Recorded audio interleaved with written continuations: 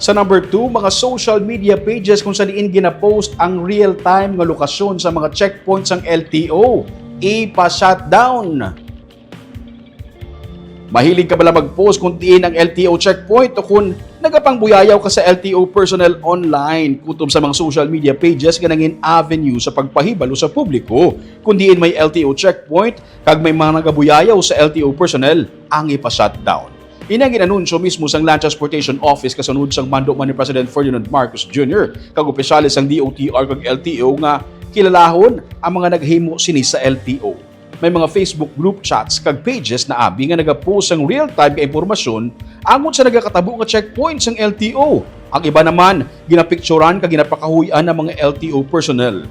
Ginmando ni Regional Director Attorney Gaudioso Heduspan II sa Intelligence and Investigation Unit nga ang pagpadala sang sulat sa Regional Anti-Cybercrime Unit of Police Regional Office 6. Kilalahon kutob sa mga admins ng pages nga nagahimo sini.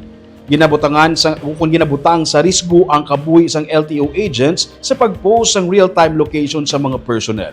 Isa ini ka violations ng Cybercrime Prevention Act o RA 10175, provisions ng Revised Penal Code kag iban pang nga kasubong sang possible obstruction of justice kag falsification offenses.